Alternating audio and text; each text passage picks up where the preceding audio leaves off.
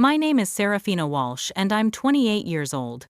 3 years ago, my family completely cut me out of their lives when my golden child sister Evangeline landed her dream job at a Fortune 500 company. They made it crystal clear I was nothing compared to her success. Now, sitting in my modest apartment, staring at 17 missed calls from my mother, I'm about to discover that Evangeline's perfect life was built on lies, fraud, and stolen identities, and somehow I've become their only salvation from complete financial and legal ruin. Before we dive into this wild family revenge story, I'd love to know where you're watching from. This tale of family betrayal and sweet karma gets absolutely insane, so make sure to hit that like button and subscribe, because trust me, you won't want to miss how this unfolds. The way everything comes full circle will leave you speechless. The phone rang again. Mom's contact photo, a family portrait from 5 Christmases ago where I was literally cropped out, flashed across my screen. I let it go to voicemail for the 18th time this week. Sarah, please pick up. It's an emergency. Evangeline is. We need you. Please call back. The desperation in her voice was almost satisfying. Almost. Because for 3 years I'd been persona non grata in the Walsh family. It started when Evangeline announced she'd landed a senior analyst position at Morrison & Associates, one of the most prestigious consulting firms in Chicago. Suddenly, every family gathering became the Evangeline show. Every conversation revolved around her six-figure salary, her corner office, her designer wardrobe.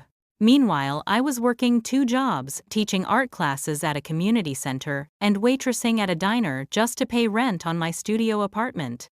But that wasn't the worst part. The worst part was how they treated me like I was somehow defective, like I'd personally disappointed them by not being as successful as my younger sister. Dad stopped returning my calls.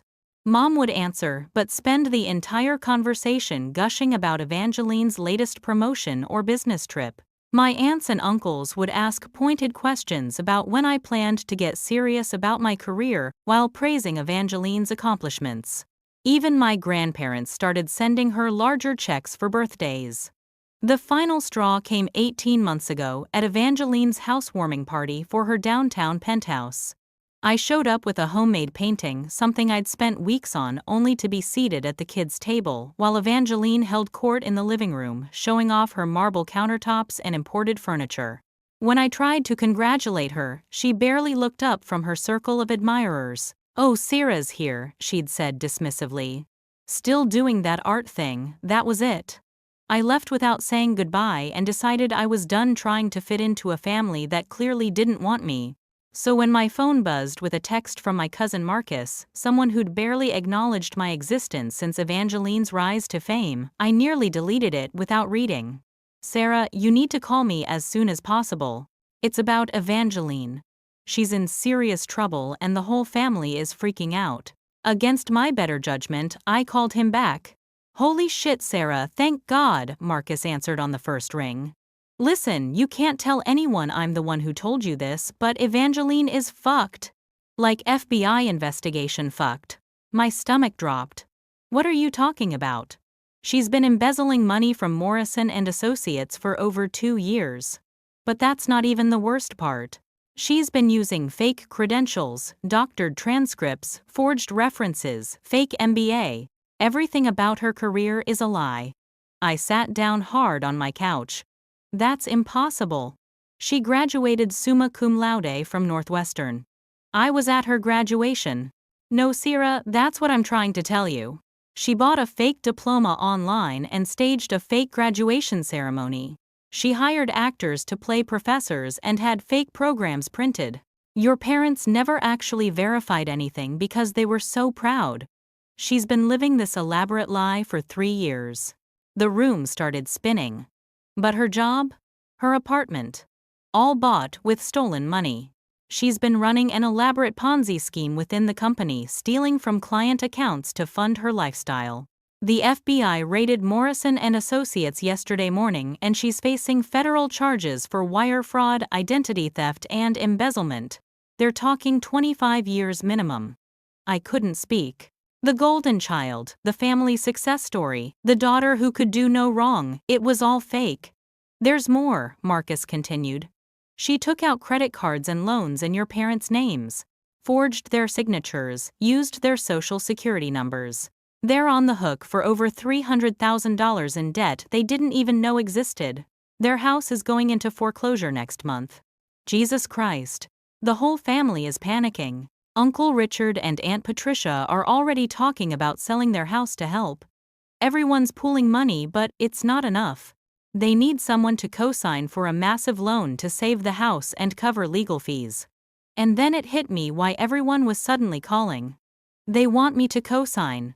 You're the only one with good credit who doesn't have kids or a mortgage. They know you've been responsible with money and your credit score is pristine because you've always lived within your means. The irony was suffocating.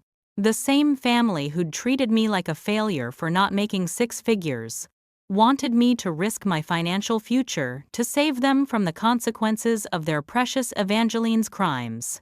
Marcus, they haven't spoken to me in 3 years except to make me feel like shit about my life choices. I know, and I'm sorry about that. We all are. But Sarah, if you don't help, your parents are going to lose everything. They'll be homeless. After I hung up, I sat in my quiet apartment, the same one they'd all looked down on, and tried to process everything. The sister who'd been held up as the family success story was a criminal.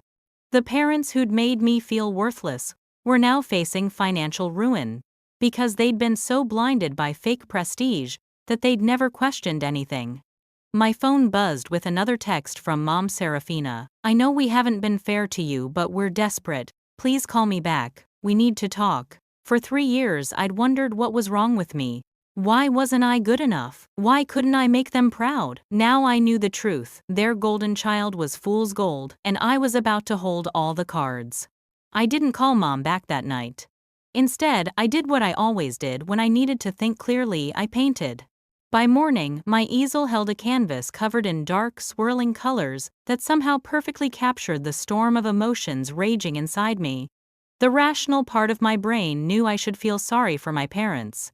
They were victims of Evangeline's elaborate deception, facing financial ruin in their 60s. But the part of me that had been systematically excluded, criticized, and dismissed for 3 years felt something else entirely: cold, calculated satisfaction. I made coffee and sat down with my laptop to do my own research. If I was going to make any decisions about this situation, I needed facts, not just Marcus's second-hand information. A quick Google search confirmed everything. The Chicago Tribune had run a front-page story: Morrison and Associates rocked by multi-million-dollar embezzlement scandal. There was Evangeline's photo, her professional headshot, that had graced Mom's Facebook posts for years, right next to the headline. According to the article, Evangeline Walsh had allegedly stolen over $2.7 million from client accounts over a 26-month period. The fake credentials were detailed: a purchased MBA from a diploma mill, forged transcripts from Northwestern, fabricated letters of recommendation from professors who didn't exist. But it was the personal details that hit hardest. The article mentioned how she'd used family members' identities to secure additional credit lines, describing her parents as elderly victims of their daughter's financial crimes. The reporter had somehow obtained court documents showing that Richard and Patricia Walsh were facing immediate foreclosure on their family home of 35 years. I closed the laptop and stared out my window at the city skyline.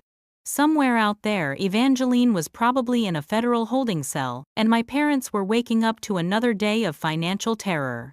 3 years ago, none of them would have given a damn if I'd been facing the same situation. My phone rang. Dad this time.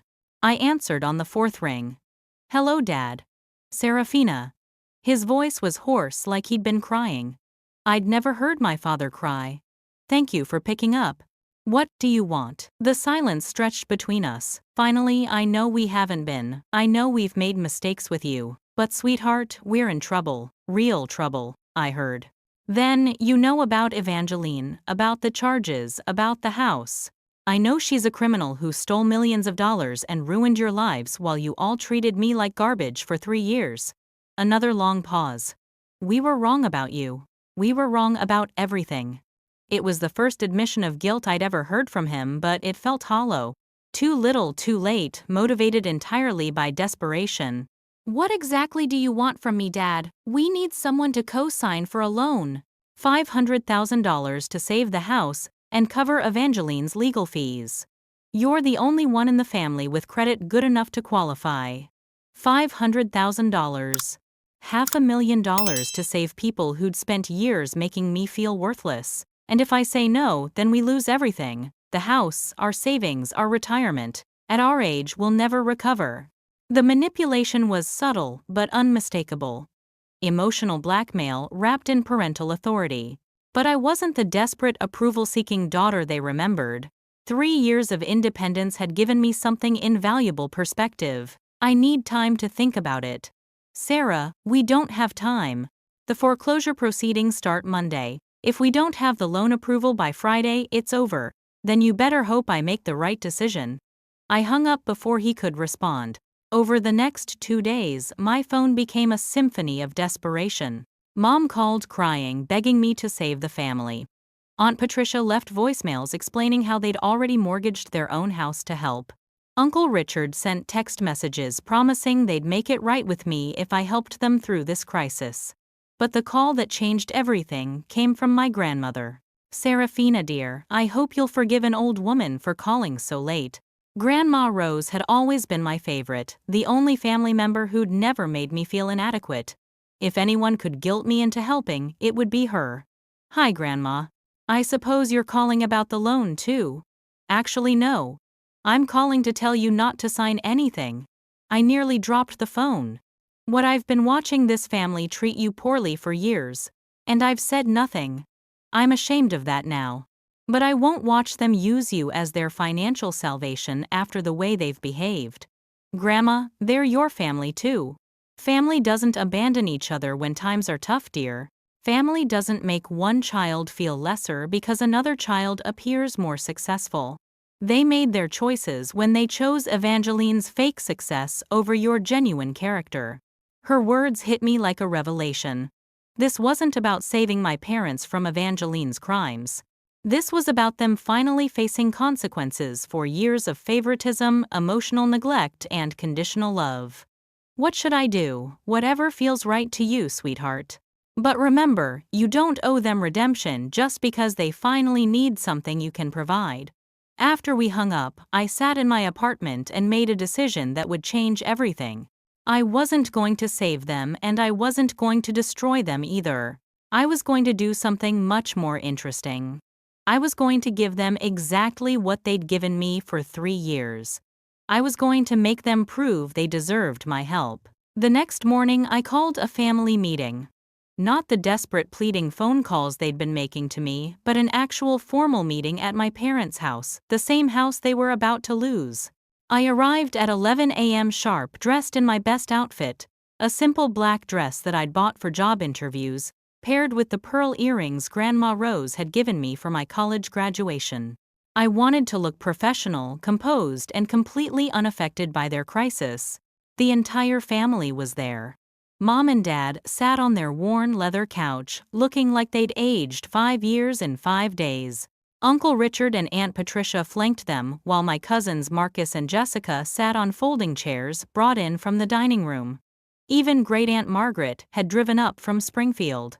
They all looked at me with the kind of desperate hope usually reserved for lottery tickets and Hail Mary passes. "Thank you all for coming," I said, standing near the fireplace where Evangeline's college graduation photo still held a place of honor. "I've thought carefully about your request for me to co-sign a $500,000 loan." Mom leaned forward. "Sarah, sweetheart," I held up my hand. "Please let me finish. I've decided I'm willing to help, but I have conditions." The relief that flooded their faces was almost comical. Almost. "First, I want a complete financial audit of everyone in this room. Bank statements, credit reports, investment accounts, everything. If I'm risking my financial future, I need to know exactly where every penny is going." Uncle Richard shifted uncomfortably. "That seems a bit extreme, don't you think? More extreme than asking someone you've ignored for 3 years to risk $500,000? I don't think so." "What else?" Dad asked quietly. Second, I want a written agreement that states exactly how this money will be repaid with interest on a timeline that I approve. This isn't a gift or a family favor. This is a business transaction. Aunt Patricia nodded quickly. Of course, that's completely reasonable.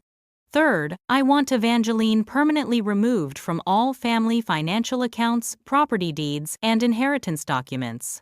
She's proven she can't be trusted with money, and I won't risk my credit for someone who might steal again. This caused some murmuring, but no one objected outright. And finally, I paused for dramatic effect. I want a public apology from each of you. In writing. Acknowledging exactly how you've treated me for the past 3 years and why that was wrong.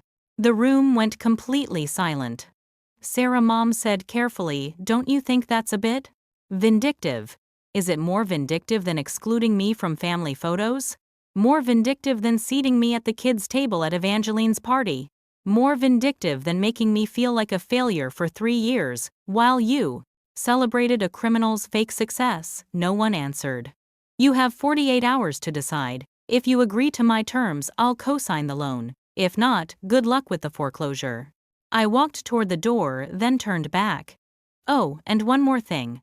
I want Evangeline's graduation photo removed from the mantel and replaced with one of my art pieces. The one I gave you for Christmas 2 years ago that you never hung up. As I drove home, my phone started buzzing immediately. Text messages, missed calls, voicemails, all variations of the same theme. Some were angry Uncle Richard, calling my demands extortion. Others were pleading, Mom begging me to be reasonable. And a few were supportive, Marcus admitting he thought my conditions were fair. But the call that mattered came that evening from an unexpected source, Evangeline herself. "You absolute bitch," she said without preamble. "You're really going to let Mom and Dad lose their house over your petty revenge?" I'd been expecting this call, but hearing her voice still sent adrenaline coursing through my veins. "Hello, Evangeline. How's federal prison treating you? I'm out on bail, no thanks to our family's united support." "Do you know they're all turning on me now? After everything I've done for them?" "You mean after everything you stole for them?" "I gave them 3 years of being proud of me. I gave them bragging rights and status. And you gave them lies built on stolen money. You destroyed their lives with your selfishness. And now you're going to finish the job. You're really going to watch our parents become homeless because you're still butthurt about not being the favorite." The audacity was breathtaking. Even facing federal charges, even knowing she'd destroyed our family's financial security, she still thought she was the victim. "I offered to help them, Evangeline. I have conditions, but I offered. Conditions designed to humiliate them. Conditions designed to protect myself from people who've proven they can't be trusted. You included. You know what? Fine. Let them grovel. Let them write your precious apologies, and remove my photos and audit their finances. But when this is all over, don't expect them to suddenly love you more than they love me. You'll always be second choice, Sarah. Even now they're only calling you because they're desperate." She hung up before I could respond, but her words stung because there was truth in them. I would always wonder if their newfound appreciation was genuine or purely transactional. That doubt lasted exactly 12 hours until Grandma Rose called with information that changed everything. "Serafina, I need to tell you something about Evangeline's fake graduation ceremony." "What about it? I helped plan it." I sat down heavily. What she came to me 2 months before the supposed graduation, crying about how she'd failed her final semester but couldn't bear to disappoint the family. She begged me to help her stage a fake ceremony so she could buy time to retake her classes. "Grandma, why didn't you?" "Because I believed her when she said it was temporary. She promised she'd make it right, get her real degree, and no one would ever know. I thought I was helping her avoid embarrassment, not enabling 3 years of fraud. Does anyone else know? Just me. But Sarah, there's more. When she got the job at Morrison & Associates, she came to me again. Said she needed money to maintain appearances until her first paycheck. I gave her $20,000 from my retirement savings. I felt sick. Sweet, innocent Grandma Rose, living on a fixed income, had been one of Evangeline's first victims. She promised to pay it back within 6 months. That was 3 years ago. I never saw a penny of it. Now I understood why Grandma Rose had called to tell me not to help. This wasn't just about family dynamics or favoritism. This was about protecting ourselves from someone who'd been manipulating all of us for years. Grandma, you need to report that to the FBI. It's evidence of her fraud pattern. I will. But Serafina, I'm telling you this because I want you to know whatever decision you make about that loan, you make it for the right reasons. Not because you feel guilty and not because you feel obligated. Make it because it's what you choose to do. When we hung up, I knew exactly what my choice would be. The 48-hour deadline arrived with mathematical precision.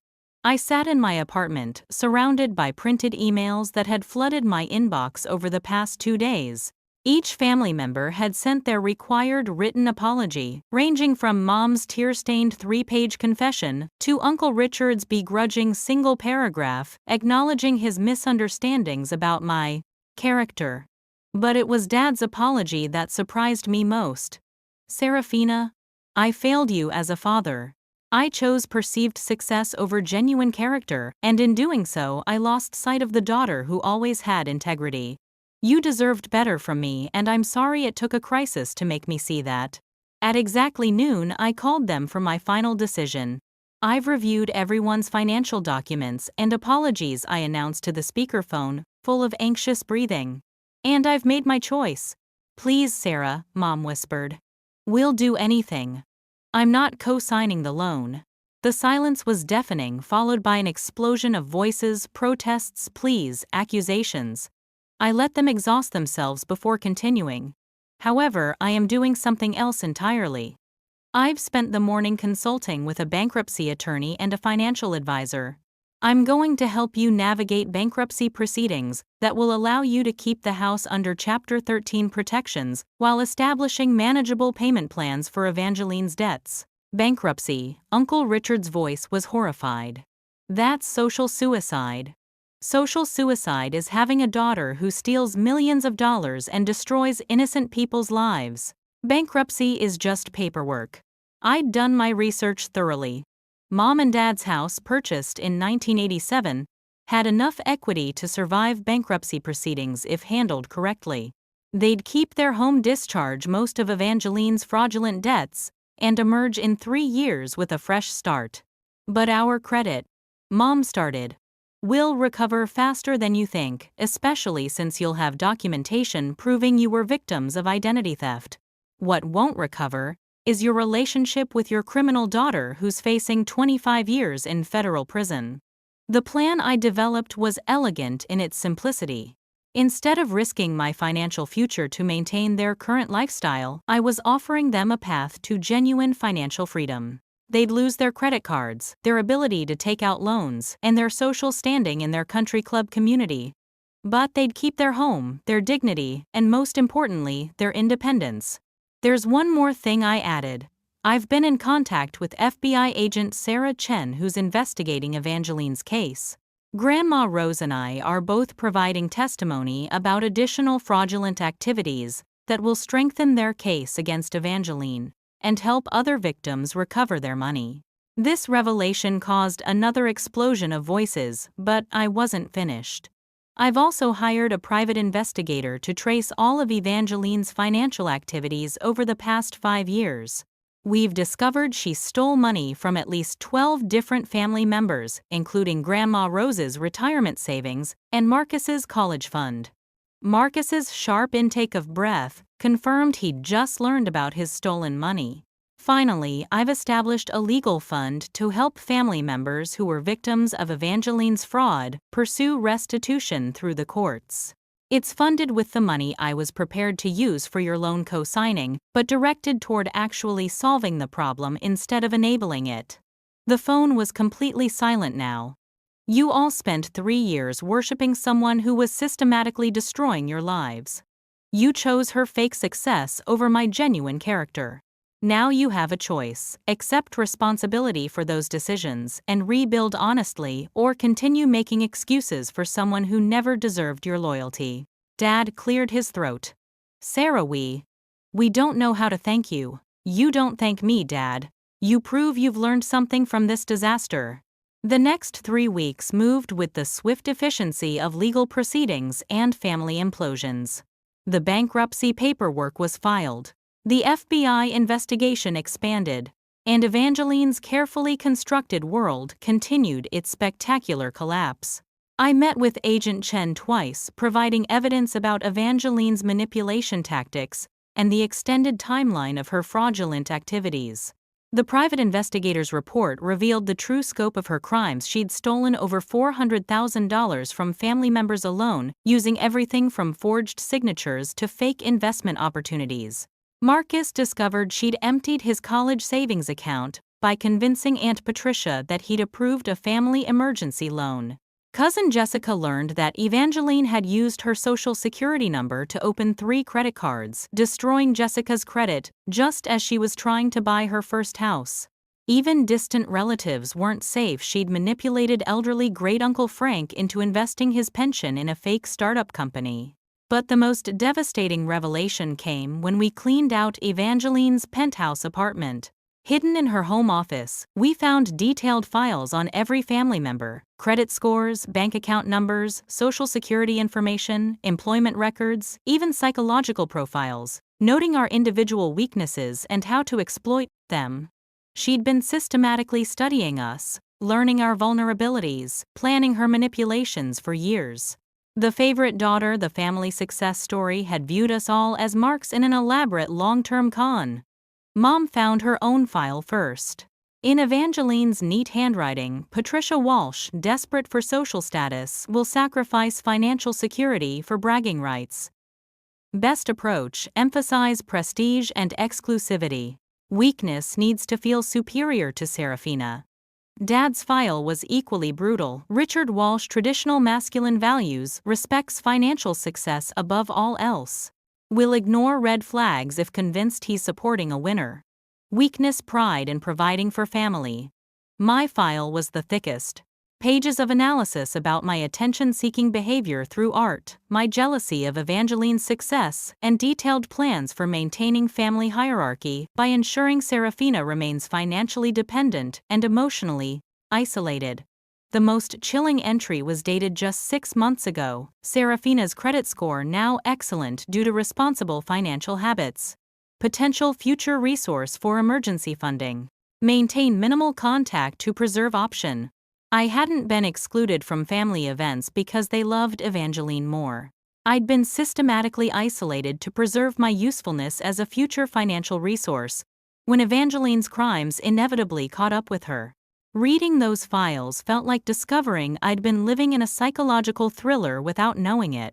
Every family dinner, every dismissive comment, every time I'd been made to feel inadequate, it had all been orchestrated by someone who saw family bonds as tools for manipulation. The family meeting that followed was unlike anything I'd ever witnessed. Grown adults sobbing as they realized the extent to which they'd been played. Uncle Richard, who'd always been the family patriarch, looked like he'd aged a decade overnight. She had files on all of us, he kept repeating. Our own daughter treated us like subjects in an experiment. Mom couldn't stop apologizing. Not just to me, but to everyone: Marcus, for not protecting his college fund, Jessica for not monitoring her credit, Grandma Rose for not questioning Evangeline's constant need for money. But it was Dad's reaction that surprised me most. Instead of anger or devastation, he seemed almost relieved. I knew something was wrong, he admitted. Not about the fraud, but about how she made me feel. Every conversation with Evangeline felt like a performance, like I was being evaluated for my usefulness. I told myself it was just her professional confidence, but deep down I knew our relationship felt transactional. The psychological impact on the family was profound. We'd all been living under the influence of someone who'd weaponized our love and loyalty against us. Family dynamics that had seemed natural were revealed as carefully orchestrated manipulations. Evangeline had turned us against each other, making me feel excluded, making my parents feel proud, making extended family members feel competitive, all while positioning herself as the central figure, deserving of resources and attention. When the FBI arrested her again for additional charges related to identity theft within families, she showed no remorse. According to Agent Chen, her only concern was whether the family would continue supporting her legal defense. Even in custody, she's trying to manipulate the situation, Agent Chen told me. She's claiming she did everything to make your family proud, that she's the victim of unrealistic expectations. She still doesn't seem to understand that she destroyed innocent people's lives. The bankruptcy proceedings moved forward smoothly. Mom and Dad's house was protected, most of Evangeline's fraudulent debts were discharged, and they began the slow process of rebuilding their financial lives. More importantly, they began the slower process of rebuilding their relationships with family members they'd neglected while chasing Evangeline's false success. But the real healing started when we decided to turn Evangeline's manipulation files over to the FBI as evidence, and then burn the copies in a ceremonial bonfire in my parents' backyard. Watching those pages of calculated cruelty turn to ash felt like reclaiming our agency as a family. As the flames died down, Grandma Rose put her arm around my shoulders. "You saved us, Serafina, not just financially, but emotionally. You reminded us what real family looks like." 1 year later, I stood in the gallery where my first solo art exhibition was opening. The invitation list included every family member except one who was currently serving the first year of her 15-year federal sentence for wire fraud, identity theft, and racketeering. The irony wasn't lost on me that this gallery, opening a genuine achievement built on years of hard work and authentic talent, was happening in the same month that would have marked Evangeline's fake 4-year work anniversary. At Morrison and Associates. Mom and Dad arrived early, looking healthier and happier than I'd seen them in years. Bankruptcy had been surprisingly liberating for them. Free from the pressure of maintaining appearances and competing with neighbors, they'd rediscovered simple pleasures like gardening, reading, and actually talking to each other instead of discussing Evangeline's latest manufactured crisis. "I'm so proud of you, sweetheart," Mom said, studying my largest painting, a complex piece about family dynamics that I'd created during the worst of our crisis. I should have been saying that all along. Dad stood quietly before a smaller canvas titled, "Chosen Family, a warm, intimate portrait of people supporting each other authentically." "You know what I've learned this year," he said finally. "Real success isn't about money or status. It's about becoming someone others can trust and depend on. You've always had that, Sierra. I just couldn't see it through my own stupid assumptions." Uncle Richard and Aunt Patricia had used their portion of the legal restitution fund to start a small business, a consultation service, helping other families navigate financial fraud. They'd become advocates for elder abuse prevention, turning their humiliation into purposeful action. Marcus was back in school, his college fund partially restored through the FBI's asset recovery program.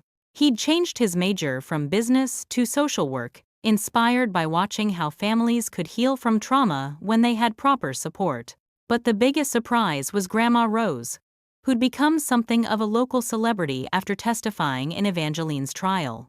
Several news outlets had interviewed her about financial fraud targeting elderly family members, and she'd started volunteering with the AARP fraud prevention program.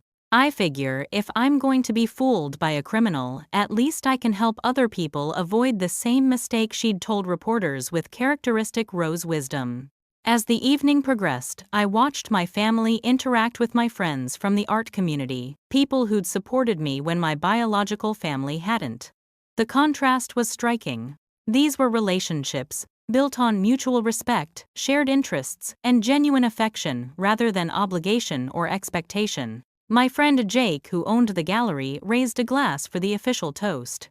"To Serafina Walsh, an artist who proves that authenticity always wins over artifice, and that real success comes from building something genuine rather than stealing something temporary." The applause felt different from any recognition I'd received from my family before. This wasn't conditional approval based on meeting their expectations. This was celebration of who I actually was, not who they needed me to be. Later that night, as we cleaned up after the exhibition, Mom pulled me aside. "Sarah, I need to ask you something, and I want you to be honest. Can you ever truly forgive us?" Not just say you forgive us, but actually trust us again. It was a question I'd been asking myself for months. The honest answer was complicated. I can forgive the mistakes, I said carefully. I can forgive choosing Evangeline over me when you thought she was successful. I can even forgive the years of making me feel inadequate. But, Mom, you didn't just overlook me, you systematically excluded me from family bonds while praising someone who was actively stealing from you.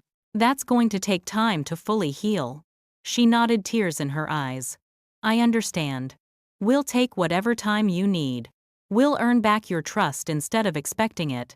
That conversation marked a turning point. Over the following months, my relationship with my family evolved into something I'd never experienced before: mutual respect between adults who chose to care about each other rather than obligation-based connections.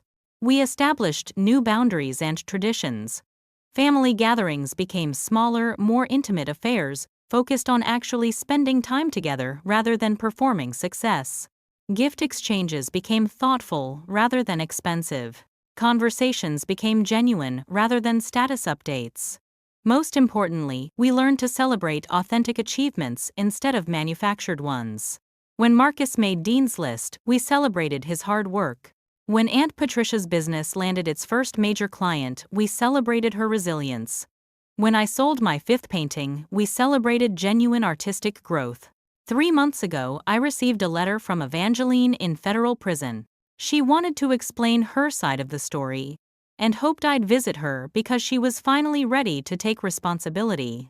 I wrote back with a simple response. Taking responsibility means accepting the consequences of your choices without expecting forgiveness or understanding from your victims.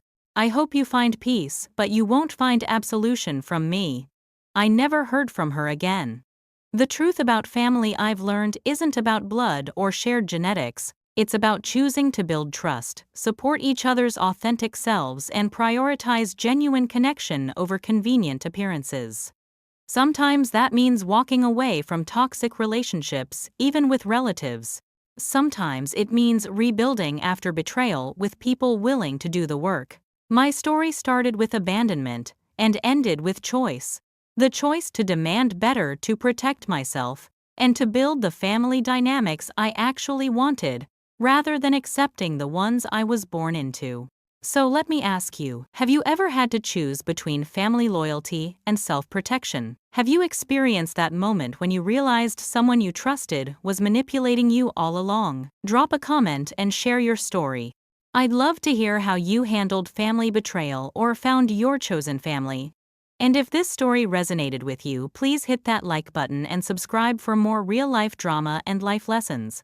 Share this with anyone who needs to hear that it's okay to prioritize your well-being over family expectations. Thank you for listening to my journey, from family scapegoat to empowered survivor. Remember, you don't owe anyone your financial future, your emotional well-being, or your forgiveness just because you share DNA. Sometimes the most loving thing you can do for yourself and your family is to refuse to enable their dysfunction. Until next time, choose authenticity over approval, and never let anyone convince you that their crisis is your responsibility to solve.